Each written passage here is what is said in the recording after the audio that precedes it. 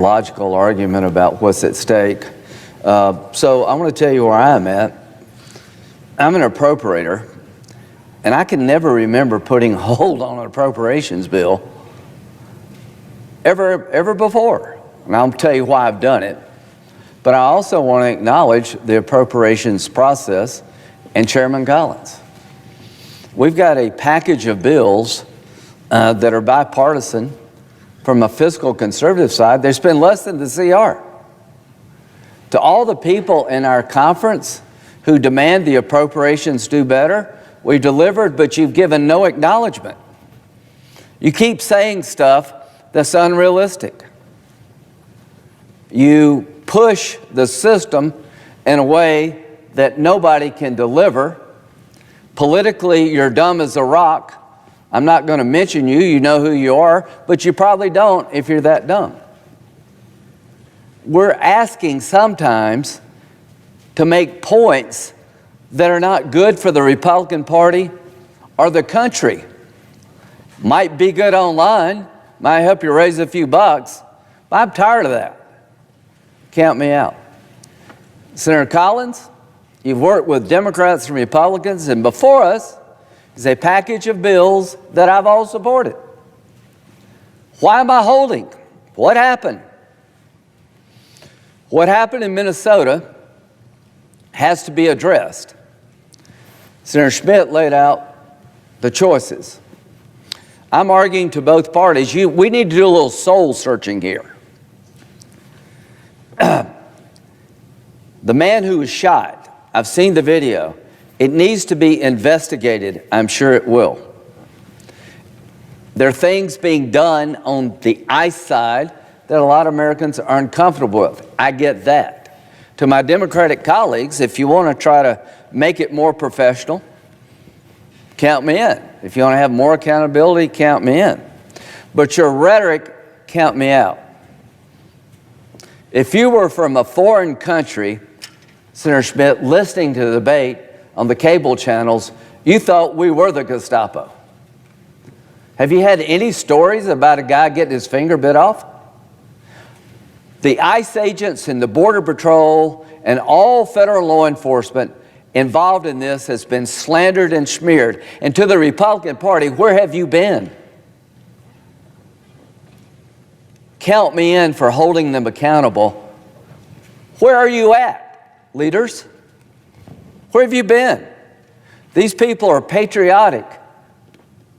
They're away from home. These crowds follow them to their hotel. They intimidate their families.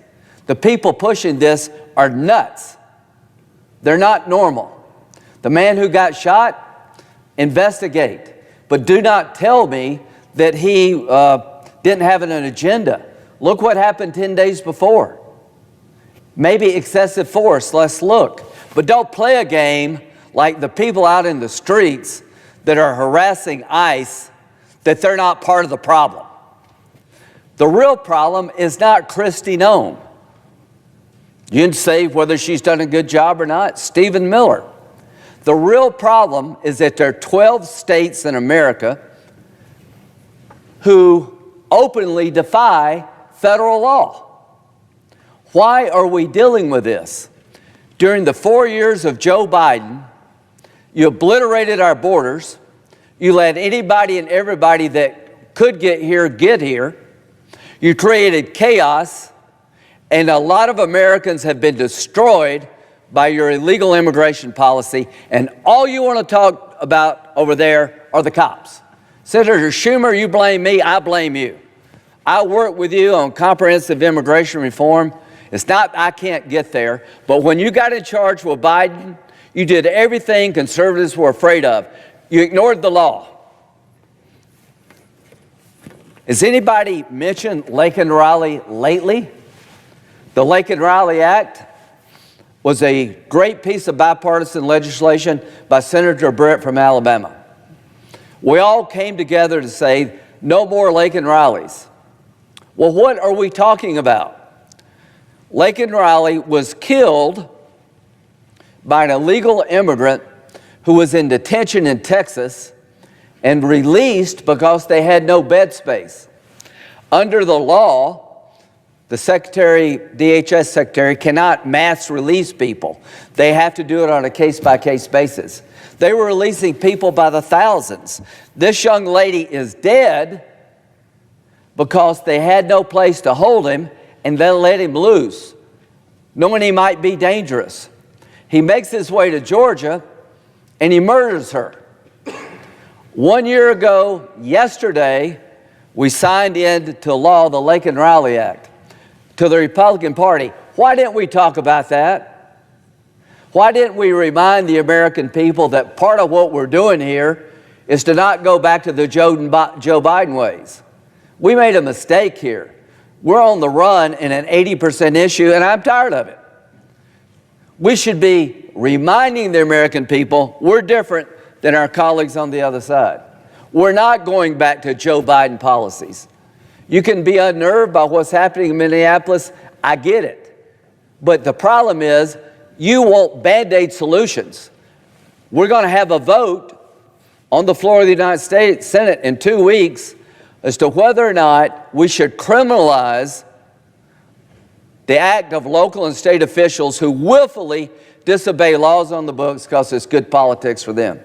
If we could go back in time, we probably should have put George Wallace in jail for defying civil rights. These laws were on the books long before Trump. What is the right answer when a state or a mayor says, I don't like this federal law, I'm not going to do it because it's good politics for me? I think you risk going to jail. We cannot live in a country this way, where you get to pick and choose the laws you don't like. You can't have 50 state immigration policy.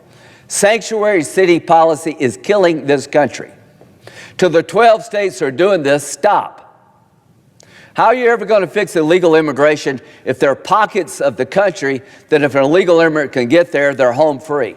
That's what Senator Schmidt was saying. If you want to reform ICE, count me in. But if you don't get to the root cause of the problem, then you're really not serious about solving it. I will not lift my hold on this bill until I get guaranteed a vote on my legislation that would criminalize the conduct going forward. And what conduct am I talking about?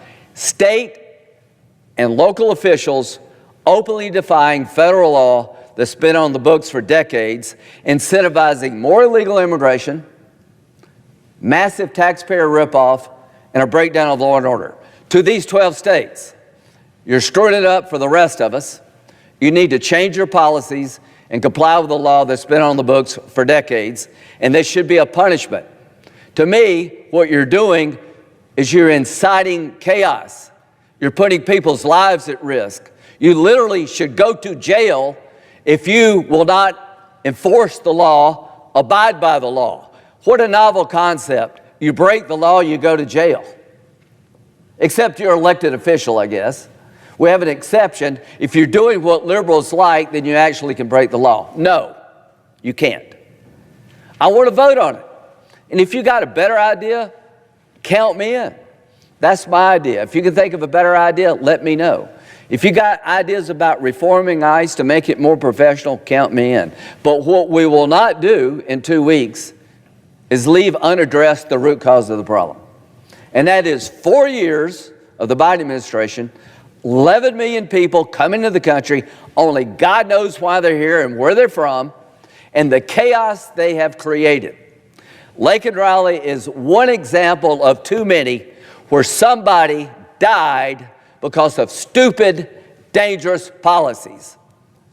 President Trump, like him or not, is trying to lower the temperature in Minneapolis. Tom Homan, good job. But he's not going to quit, and I'm not going to quit. I'm not going to give up on undoing the damage. I've had it. I've worked with Democrats and Republicans to fix illegal immigration. Now you're doing everything to make it worse. I'm not going to sit on the sidelines and not get in this debate and say, sanctuary city policy is dangerous, it's insane, it needs to be fixed. You can convince me ICE can be made better. I don't think I will ever convince you to abandon sanctuary cities because you're wedded to it on the Democratic side. Let's have this debate. In 2026, If you want to go back to Biden, vote for the Democrats. In 2026, if you want to try to get the country back on a rational footing, vote for us. We're not perfect, but they're not either.